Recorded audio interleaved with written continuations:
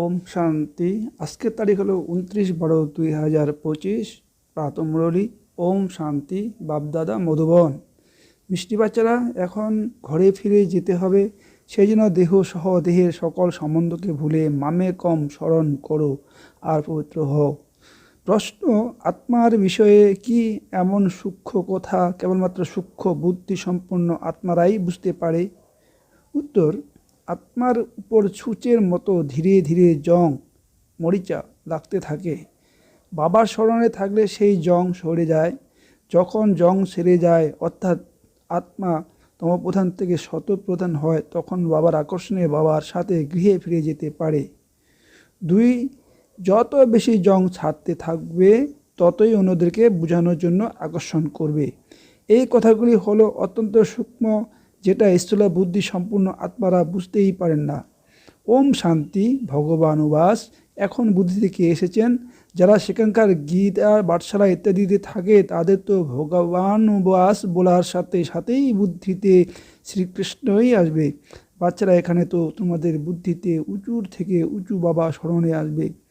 এই সময় এটা হলো সঙ্গম যুগ, পুরুষোত্তম হওয়ার। বাবা বাচ্চাদেরকে বসে বোঝাচ্ছেন যে দেহের সাথে দেহের সকল সম্বন্ধকে ত্যাগ করে নিজেকে আত্মা মনে করো। এটা হলো অত্যন্ত জরুরি কথা, যেটা এই সঙ্গম যুগে বাবা এসে বোঝাচ্ছেন। আত্মাই পতিত হয়ে গেছে, পুনরায় আত্মাকে পবিত্র হয়ে ঘরে ফিরে যেতে হবে। পতিত পাবনকে স্মরণ করতে এসেছে, কিন্তু জানে না কিছুই। ভারতবাসীরা একদমই ঘন অন্ধকারে আছে। ভক্তি হলো রাত, জ্ঞান হলো দিন। রাত অন্ধকার, দিনে আলো হয়ে থাকে। দিন হলো সত্যযুগ, রাত হলো কলিযুগ। এখন তোমরা কলিযুগে আসো, সত্যযুগে যেতে হবে। পবিত্র দুনিয়াতে পতিতের কোনো প্রশ্নই থাকে না। যখন পতিত হয়ে যায়, তখন পবিত্র হওয়ার প্রশ্ন উঠতে থাকে।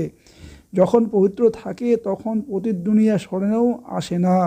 এখন হলো পতিত দুনিয়া, তাই পবিত্র দুনিয়ার কথা স্মরণে আসছে। পতিত দুনিয়া হলো পিছনের ভাগ, পবিত্র দুনিয়া হলো প্রথম ভাগ, যেখানে কোনো পতিত থাকতে পারে না। যারা পবিত্র ছিল তারাই পতিত হয়েছে। 84 জন্মের কোথাও তাদেরকে বোঝানো হয়ে থাকে। এটা হলো অত্যন্ত গুপ্ত কথা, বোঝার জন্য। অর্ধেক কল্প ভক্তি করে এসেছে, যেটা এত তাড়াতাড়ি যেতে পারে না। মানুষ একদমই ঘন অন্ধকারে আছে। কোটির মধ্যে কয়েকজনই বেরিয়ে আসে। খুব অল্প কয়েকজনের বুদ্ধিতে এই সব কথা ধারণার হবে। মুখ্য কথা তো বাবা বলেছেন যে দেহের সকল সম্বন্ধকে ভুলে আমাকে স্মরণ করো। আত্মাই পতিত হয়ে গেছে, তাকে পবিত্র হতে হবে। এই জ্ঞানও বাবাই দিয়ে থাকেন, কেননা এই বাবা হলেন প্রিন্সিপাল, স্বর্ণকার, ডাক্তার, ব্যারিস্টার, সব কিছুই। এসব নাম যেখানে থাকবে না, সেখানে এই পড়াশোনাও থাকবে না। এখানে পড়াশোনা করে চাকরি করার জন্য আগে মহিলারা এতটা পড়াশোনা করতো না। এই সব প্রগতিকালে শিখিয়েছে। স্বামী মারা গেলে তখন দেখাশোনা করবে কে, এই জন্য মহিলারাও সব কিছু শিখছে। সত্যযুগে তো এরকম কথা হয় না। যেটা চিন্তা করতে বেশ, এখানে মানুষ ধনসম্পদ ইত্যাদি একত্রিত করতে থাকে এরকম সময়ের জন্য। সেখানে তো এরকম পরিস্থিতি আসবে না যে চিন্তা করতে হবে। বাচ্চারা, বাবা তোমাদেরকে কতই না ধনবান বানিয়ে দিচ্ছেন। স্বর্গে অনেক খাজনা থাকে, হীরের জহরতের খনিগুলি সব ভরপুর হয়ে যায়। এখানে জমি অনুর্বর হয়ে যায়, তাই সেই শক্তিও থাকে না। সেখানকার ফুল আর এখানকার ফুলের মধ্যে রাত দিনের তফাৎ। এখানে তো সব জিনিসের থেকে শক্তি চলে গেছে। যদিও অনেক কিছু করে আমেরিকা ইত্যাদি জায়গা থেকে বীজ নিয়ে আসা হয়, কিন্তু শক্তি হ্রাস হয়ে যায়। আসলে ধরনই হলো এরকম, সেখানে অনেক বেশি পরিশ্রম করতে হয়। সেখানে তো প্রত্যেক জিনিসেই শতপ্রধান হয়ে থাকে। প্রকৃতিও শতপ্রধান, তো সব কিছুই শতপ্রধান হয়ে যায়। এখানে তো সব জিনিসেই তমপ্রধান হয়ে গেছে, কোনো জিনিসেই শক্তি নেই। এই পার্থক্যও তোমরা বুঝতে পারো। যখন শতপ্রধান জিনিস দেখো, তখন ধ্যানেই দেখতে পাও সেখানকার ফুল ইত্যাদি কত সুন্দর হয়ে থাকে। হতে পারে সেখানকার আনাজ ইত্যাদি সব কিছুই তোমার ধ্যানে বসে দেখতে পাবে, বুদ্ধিতে দিয়ে বুঝতে পারবে। সেখানকার প্রত্যেক জিনিসের অনেক শক্তি থাকে। নতুন দুনিয়ায় কারোর বুদ্ধিতে নেই। এই পুরনো দুনিয়ার কথা তো জিজ্ঞাসাই করো না। গল্প কোথাও অনেক লম্বা চড়া বলে দেয়। মানুষ একদমই অন্ধকারে শুয়ে পড়েছে। তোমারে যখন বলো যে আর বাকি অল্প সময় অবশিষ্ট আছে, তখন তোমাদের নিয়ে কেউ কেউ আবার হাসি ঠাট্টাও করতে থাকে। রাজকীয়তার সাথে তো সে বুঝতে থাকে যে নিজেকে ব্রাহ্মণ মনে করে। এটা হলো নতুন ভাষা, আত্মিক পড়াশোনা, তাই না? যতক্ষণ না স্পিরিচুয়াল ফাদার না আসেন ততক্ষণ কেউ বুঝতে পারেন না। স্পিরিচুয়াল ফাদারকে বাচ্চারা তোমরাই জানো, তারা তো গিয়ে যোগ ইত্যাদি শেখাতে থাকে, কিন্তু তাদেরকে কে শিখিয়েছেন এরকম তো বলবে না যে স্পিরিচুয়াল ফাদার শিখিয়েছেন। বাবা তো শেখাচ্ছেনই আত্মিক বাচ্চাদেরকে।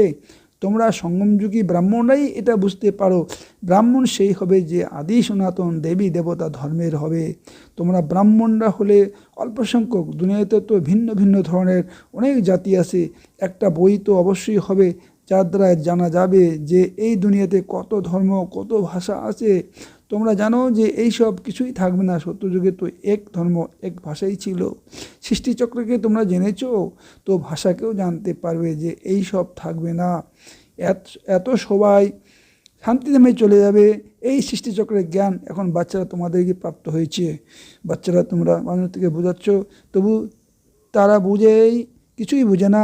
কোনো বড় ব্যক্তির দ্বারা ওপেনিংও এই জন্য করাও যে হলো অনেক বিখ্যাত, চারিদিক রটে যাবে যে বাহ, প্রেসিডেন্ট, প্রাইম মিনিস্টার ওপেনিং করছেন। এই বাবা যদি যান তো মানুষ কি বুঝতে পারবে যে পরম পিতা পরমাত্মা ওপেনিং করেছেন? তারা মানবে না। কোনো বিখ্যাত ব্যক্তি, কমিশনার ইত্যাদি যদি আসেন তো তার পিছনে পিছনে অনেকে আসবে, এনার পিছনে তো কেউ আসবে না। এখন তোমাদের ব্রাহ্মণ সন্তানদের সংখ্যাও ছিল কম, যখন তোমাদের সংখ্যা বৃদ্ধি হবে তখন বুঝবে। এখন যদি বুঝে যায় তো বাবার কাছে ছুটে আসবে। কেউ একজন বাচ্চিকে বলেছিল যে যিনি তোমাদেরকে এসব শিখিয়েছেন, আমরা প্রত্যক্ষভাবে কেননা তার কাছেই যাই, কিন্তু সূচের উপর জং লেগেছে আছে, তার চুম্বকের আকর্ষণ কি করে হবে? জং যখন সম্পূর্ণভাবে সরে যাবে তখন চুম্বক তাকে আঁকড়ে ধরবে। সূচের একটি কোণেও যদি জং লেগে থাকে তো ততটা আকর্ষণ করতে পারবে না। সমস্ত জং সরে যাবে, সেটা তো পরে যখন এরকম হবে তখন পুনরায় বাবার সাথে বাড়ি ফিরে যাবে। এখন তো এই চিন্তা আছে যে আমরা তমোপ্রধান হয়ে গেছি, জং লেগে আছে, যত স্মরণ করবে ততই জং পরিষ্কার হতে থাকবে। আস্তে আস্তে সমস্ত জং সেরে যাবে। জং লেগেছে আস্তে আস্তে, তাই না? পুনরায় ছাড়বেও এইভাবে, যেরকমভাবে জং লেগেছে সেরকমভাবেই সাফ হবে। তার জন্য বাবাকে স্মরণও করতে হবে। স্মরণের দ্বারা কারো অধিক জং ছেড়ে যায়, কারো কম। যার জং যত বেশি ছেড়ে যাবে ততই সে অন্যদেরকে বোঝানোর জন্য আকর্ষণ করবে। এটা হলো অত্যন্ত সূক্ষ্ম কথা। স্থূল বুদ্ধি সম্পূর্ণ আত্মারা এই সব বুঝতে পারবে না। তোমরা জানো যে রাজত্ব স্থাপন হচ্ছে, বোঝানোর জন্য প্রতিদিন যুক্তি বের হতে থাকছে। আগে কি জানা ছিল যে প্রদর্শনী, মিউজিয়াম ইত্যাদি তৈরি হবে? পরবর্তীকালে হতে পারে আরও কিছু বেরোবে। এখন সময় হাতে আছে, স্থাপন হবে। হাট ফেলেও হয়ে যেও না। কর্মমন্দিরকে বশ করতে না পারলে তো ভেঙে পড়ে। বিকারে গেলে তো পুনরায় সূচের উপর অনেক জং লেগে যাবে। বিকারের দ্বারা অধিক বেশি জং লাগতে থাকে। সত্যযুগ তাতে একদম অল্প, পুনরায় অর্ধেক কল্প তাড়াতাড়ি জং লাগাতে থাকে, নিচের দিকে নামতে থাকে। এই জন্য নির্বিকারী আর বিকারী বলা হয়ে থাকে। নির্বিকারী হলো দেবতাদের নিদর্শন, তাই না? বাবা বলেছেন যে দেবী দেবতা ধর্ম প্রায় লোপ হয়ে গেছে, কিন্তু নিদর্শনগুলি তো রয়ে গেছে, তাই না? সব থেকে ভালো নিদর্শন হলো এই চিত্র। তোমরা এই লক্ষ্মী নারায়ণের চিত্র নিয়ে পরিক্রমা করতে পারো। কেননা তোমরা এটা হচ্ছে, তাই না, রাবণ রাজ্যের বিনাশ, রামরাজ্যের স্থাপনা হচ্ছে। এই হলো রামরাজ্য, এই হলো রাবণ রাজ্য, আর এই হলো সঙ্গম। অনেক অনেক পয়েন্টস আছে। ডাক্তারদের বুদ্ধিতে অনেক ওষুধ মনে থাকে, ব্যারিস্টারের বুদ্ধিতেও অনেক প্রকারের পয়েন্টস থাকে, অনেক টপিকস। এর খুব ভালো একটা বই তৈরি হতে পারে। তারপর যখন কোথাও ভাষণ দিতে যাবে তখন পয়েন্টগুলোকে নজর থেকে বের করো। তীক্ষ্ণ বুদ্ধি শক্তি আত্মারা ঝট করে দেখে নেবে। প্রথমে তো লিখতে হবে যে এইভাবে বোঝাবো, ভাষণ করার পরেও স্মরণে আসে, তাই না? এইরকমভাবে যদি বোঝাতাম তাহলে আরও ভালো হতো। এই পয়েন্টস ওনাদেরকে বোঝালে তাদের বুদ্ধিতে বসবে।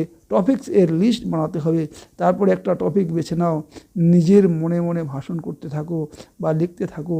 তারপর দেখতে হবে যে সব পয়েন্টস লেখা হয়েছে। যত মাথা খাটাবে ততই ভালো। বাবা তো বুঝেন যে ইনি হলেন সবথেকে ভালো সার্জেন। এনার বুদ্ধিতে অনেক পয়েন্টস আছে, ভরপুর হয়ে গেলে তো সেবা ছাড়া মজাই আসবে না। তোমরা প্রদর্শনী করতে থাকো, কোথাও 2-4 জন বা কোথাও 6-8 জন বেরিয়ে আসে, কোথাও তো আবার একজনও বেরিয়ে আসে না। দেখেছে 1000 জন, কিন্তু বেরোলো কত অল্প। এই জন্য এখন বড় বড় চিত্র বানাতে থাকে। তোমরা সতর্ক হয়ে যাচ্ছ, বড় বড় ব্যক্তিদের কি অবস্থা সেটাও তোমরা দেখছো। বাবা বুঝিয়েছেন যে চেক করতে হবে যে কাদেরকে এই জ্ঞান দেওয়া উচিত। নারী দেখতে হবে যারা আমার ভক্ত। গীতা পাঠীদেরকে মুখ্য কথা একটাই বোঝাও যে ভগবান উঁচু থেকেও উঁচুকেই বলা হয়, তিনি হলেন নিরাকার। কোনো দেহধারী মানুষকে ভগবান বলা যায় না। বাচ্চারা, তোমাদের এখন সব কিছু বোধগম্য হয়েছে। সন্ন্যাসীরাও ঘরের সন্ন্যাস করে পালিয়ে যায়, কোনো ব্রহ্মচারী চলে যায়, পুনরায় দ্বিতীয় জন্মের এরকম হয়ে থাকে। জন্ম তো অবশ্যই মাতার গর্ভ থেকে নিয়ে থাকে। যতক্ষণ না বিবাহ না করে ততক্ষণ বন্ধনমুক্ত থাকে। এত কিছু সম্বন্ধে ইত্যাদি স্মরণে আসে না। বিবাহ করলে তো সম্বন্ধ স্মরণে আসবে, সময় লাগবে, তাড়াতাড়ি বন্ধনমুক্ত হতে পারে না। নিজের জীবন কাহিনী সম্বন্ধে তো সকলেরই জানা আছে। সন্ন্যাসীরা বোঝে যে প্রথমে আমরা গৃহস্থী ছিলাম, তারপর সন্ন্যাস করেছি, তোমাদের হলো বড় সন্ন্যাস, এই জন্য পরিশ্রম হয়। সেই সব সন্ন্যাসীরা গায়ে ছাই ভস্ম লাগায়, মাথার চুল পরিত্যাগ পোশাক পরিবর্তন করে। তোমাদের তো এরকম কিছু করার দরকার নেই। এখানে তো পোশাক পরিবর্তন করারও কথা নেই। তোমরা যদি সাদা শাড়ি নাও পরিধান করো তাতেও কোনো অসুবিধা নেই। এটা তো হলো বুদ্ধির জ্ঞান। আমরা হলাম আত্মা, বাবাকে স্মরণ করতে হবে, তবেই জং সরে যাবে আর আমরা শতপ্রধান হয়ে যাব। বাড়ি তো সবাইকে ফিরে যেতে হবে। কেউ যোগ বলের দ্বারা পবিত্র হয়ে যাবে, কেউ শাস্তি খেয়ে যাবে। বাচ্চারা, তোমাদের জং ধারানোর জন্যই পরিশ্রম করতে হয়। এই জন্য একে যোগ অগ্নি বলা হয়ে থাকে। অগ্নিতেই পাপ ভস্মীভূত হয়, তোমরা পবিত্র হয়ে যাবে। কাম চিতাকেও অগ্নি বলা হয়। কাম অগ্নিতে জলে পুড়ে কালো হয়ে গেছে, এখন বাবা বলেছেন গোড়া হও। এইসব কথা তোমরা ব্রাহ্মণেরা ছাড়া কারো বুদ্ধিতে বসবে না। এই কথাগুলি হলো সবার থেকে আলাদা। তোমাদের উদ্দেশ্য বলে যে এরা তো শাস্ত্রকেও মানে না, নাস্তিক হয়ে গেছে। বলো, শাস্ত্র তো আমরা পড়তাম। তারপর তো বাবা এসে জ্ঞান প্রদান করলেন। জ্ঞানের দ্বারাই সদ্গতি প্রাপ্ত হয়। ভগবান মানুষ বেদ উপনিষদ ইত্যাদি পড়ে দান পুণ্য করে কেউই আমাকে প্রাপ্ত করতে পারে না। আমার দ্বারাই আমাকে প্রাপ্ত করতে পারবে। বাবা এসে আমাদেরকে যোগ্য বানাচ্ছেন। আত্মার উপর জং লেগে গেলে তখন বাবাকে আহ্বান করে বলে যে এসে পবিত্র বানাও। যে আত্মা তমপ্রধান হয়ে গেছে তাকে শতপ্রধান হতে হয়। তমপ্রধান থেকে তম রজ শত পুনরায় শতপ্রধান হতে হয়। আর যদি মাঝপথে গণ্ডগোল হয় তবে পুনরায় জং লেগে যাবে। বাবা আমাদেরকে এত উঁচু বানাচ্ছেন, তো সেই খুশিতে থাকতে হবে, তাই না? বিদেশে যখন পড়তে যায় তখন খুশিতে যায়, তাই না? এখন তোমরা অনেক বুঝদার হচ্ছ। কলিযুগে তোমরা কতখানি প্রধান অবুঝ হয়ে যাও। যতই ভালোবাসো তত আরও বেশি মোকাবেলা করতে। বাচ্চারা, তোমরা বুঝতে পারছো যে আমাদের রাজধানী স্থাপন হচ্ছে। যে ভালো রীতি পড়বে, স্মরণে থাকবে, সে ভালো পথ পাবে। চারাগাছ রোপণ করা ভারত থেকেই শুরু হয়।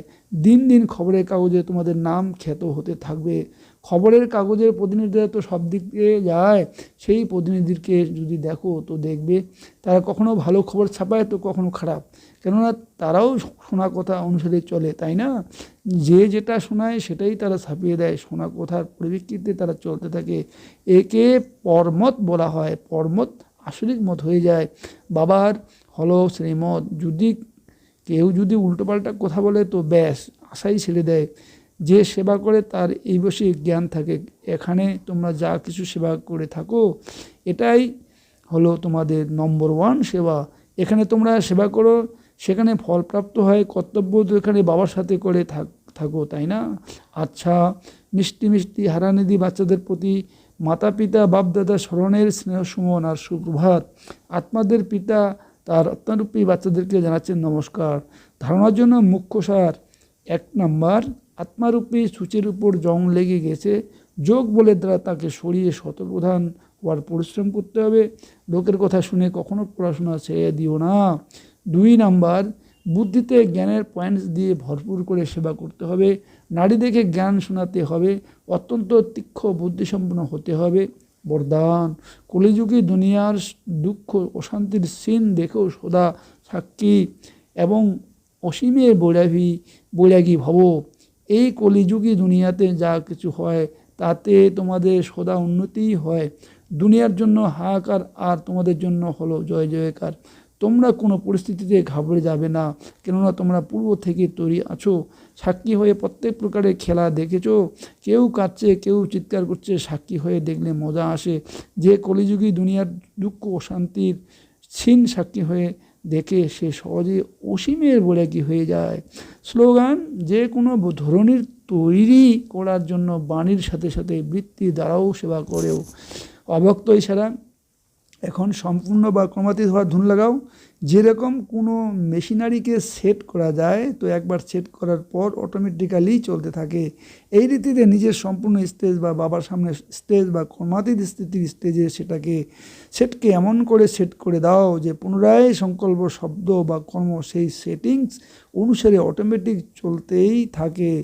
ওম শান্তি, ওম শান্তি, ওম শান্তি।